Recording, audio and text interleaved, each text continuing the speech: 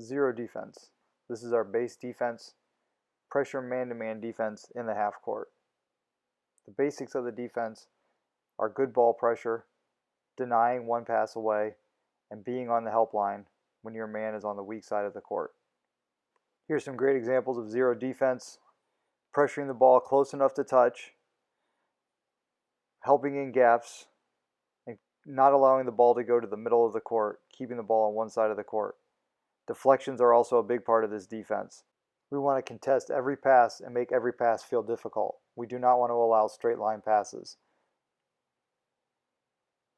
When we deflect passes and deflect dribbles, that leads to turnovers, and we turn those turnovers into offense.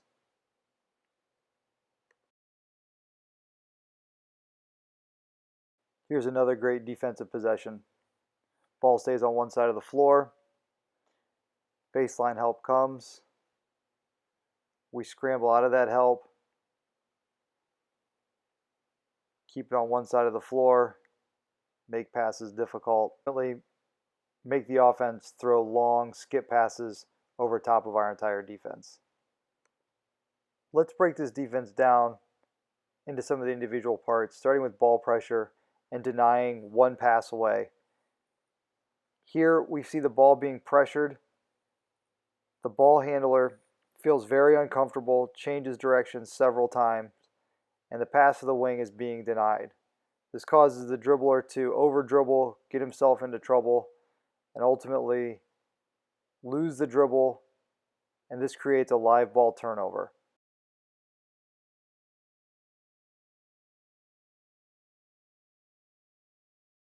Let's look at another example and really slow it down. We want good ball pressure, close enough to touch the ball handler, making him feel uncomfortable, and potentially change directions with the dribble and get himself into trouble. We also want to deny with an inside hand. That's the player's hand that's closest to the middle of the court. We use that hand to get deflections, but if we miss, we're also in position to keep the ball on one side of the court, to keep forcing it baseline. So notice the offensive player at the elbow, the defender has an inside hand in front of him, making that pass very difficult. And the ball pressure leads to a mishandled dribble, and now the offense is really in trouble. They're completely taken out of their offense or the set that they were trying to run. One pass away being denied. Ball handler in a lot of trouble. No one looks open. And on the pass, we're going to get a deflection that leads to a live ball turnover. When we get live ball turnovers, we're able to quickly turn these into transition offense for easy scores, as we see right here. Now let's talk about the importance of the help line in our zero defense. The help line is this middle line of the court that runs from rim to rim, and when the man you're guarding is away from the ball, we want to be on the help line. In this clip, we're going to see pretty good help line defense. When the man you're guarding is on the weak side of the floor, you want to stay on that help line and not hug or chase your man away from the ball. This protects the paint from drives or passes into the paint. And here we see the defender go from help line to denial to make a steal.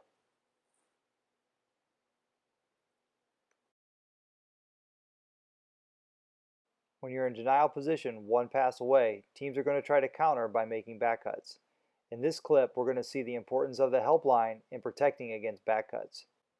Notice the offense is giving us a lot of cuts and a lot of movements on the weak side of the floor. Our players are simply moving up and down the help line to remain in that help position. Continue to deny one pass away, and the offense is thinking that they need to back cut to get open. But their back cuts are simply running into our help side defenders, and it leads to a turnover right here.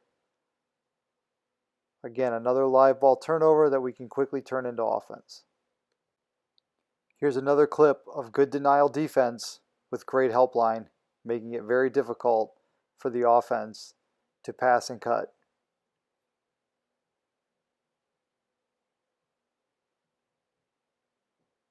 Another live ball turnover that leads to quick offense.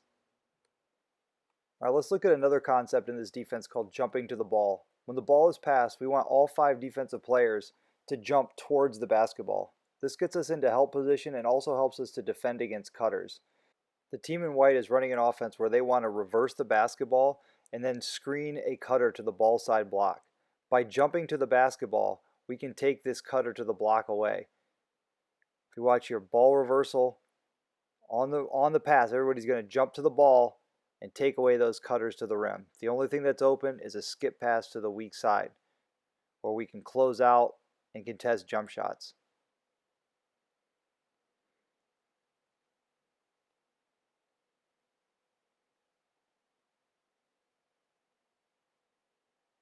Here's another clip of that same offense. We have to jump to the ball, stay on the help line, and be in position to defend cutters to the rim. Jump to the basketball. Now we're between the man and the rim on those cuts.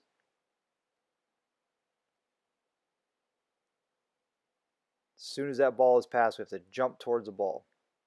That gets us into the right defensive positioning. Let's look at our denial defense as it applies to post-ups. We call this keeping a hand in front of the post, and we want to make sure we have good help line behind it to protect against lobs. These 2 clips are great examples. A hand in front of the post with a help line defender ready to deflect that or steal that lob pass. And here's another. Big 6'8" post player.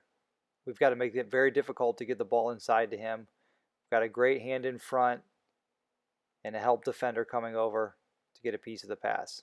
This we cannot have. A straight line pass into the post, that's going to lead to easy baskets.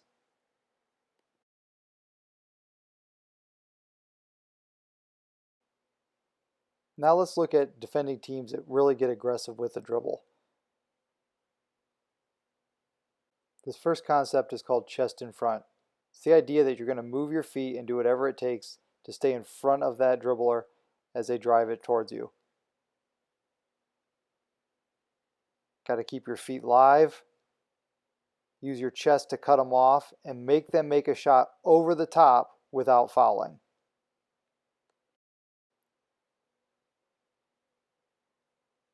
Another great example in full speed here. Chest in front, make the defense make a shot over the top. Sometimes against the dribble, help defenders have to be a help. We talk about this all the time. When you're the help defender, be a help. Sometimes your teammate gets beat with the dribble. If you're that help defender, you have to step in with your chest and take a charge.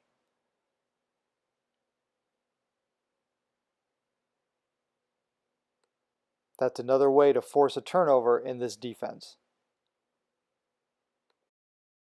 When we keep the basketball on one side of the floor and force a baseline, we're going to get a lot of baseline drives. So the help defender must stop the ball outside of the paint. In this clip, we see the ball getting forced baseline and the help line defender stepping over on that baseline drive to make that ball handler pull up outside the paint and shoot a tough, contested mid-range jump shot.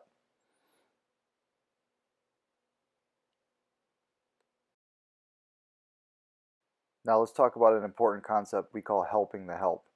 When the help side defender from the basket comes over to help on a baseline drive, the second help line defender has to drop down and take away the easy pass to the block.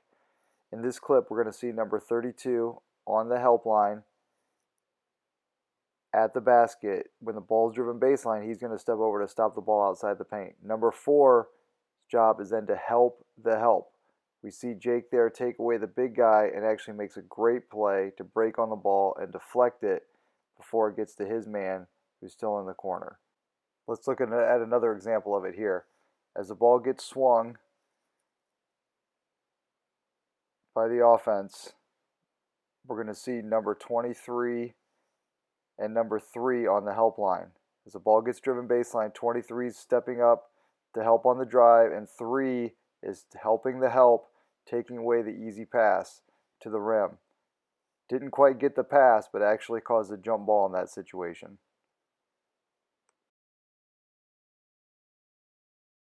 Sometimes in the help scenarios, the offense successfully kicks the ball out. At that point, the defense is forced to scramble and communicate. We're going to see an example of it here. The ball is going to be driven on the baseline. The help defense is going to come over from the paint, actually a little bit late. The ball gets kicked out to the corner, and now we've got a situation where we have to scramble. The closest guy has to call the basketball and take it. It might not necessarily be the man that he started with, but it's very important that they talk about who is going to take the ball and match up behind that. Let's watch that clip one more time. Ball driven baseline. Help scenario. Help the help. And now we've got a scramble. Closest guy has to take the ball. Ryan does a great job of getting his chest in front and drawing a charge. Let's look at a concept we call stunting help. A stunt is a one-step hand and foot fake designed to slow the dribble down. On a drive from the wing to the baseline, we like to stunt help from that corner shooter. That slows the drive down, but also allows the defender to break on the pass to the corner, as you see here. Let's watch that again. Ball's getting driven from the wing. We're forcing it baseline, but there's a shooter in the corner. Stunt to help, slow that drive down, break on the pass, steal that pass going to the corner. Now let's look at that same play when the offensive player doesn't slow down. At that point, it becomes necessary for the help defender to step in and take a charge. Commit to the help, step in, take a charge. Another way to force a turnover. The last step in great zero defense is to secure a box out. When the shot goes up, we want our players to find their guy or the closest guy, usually with their forearm, to stop the offensive player's momentum towards the basket, then turn and get a hip or a butt into that player and carve out space to get a rebound. We want to rebound the first shot that the defense takes. We do not want to give them multiple shots. Right here, find them with the forearm, carve out space, rebound the basketball. Let's look at another example. Shot goes up, use that butt to carve out space. If your man is not actively rebounding, you need to go to the nail where Alex got that rebound right around the free throw line to clean up. Let's watch again. Shot goes up. Box outs are important, but if your man's getting back on defense, you have to help clean up. The nail is the area right in the middle of the free throw line. A lot of rebounds go there. Okay, coaches, I hope you found that zero defense video helpful. We didn't cover every scenario that you could possibly see.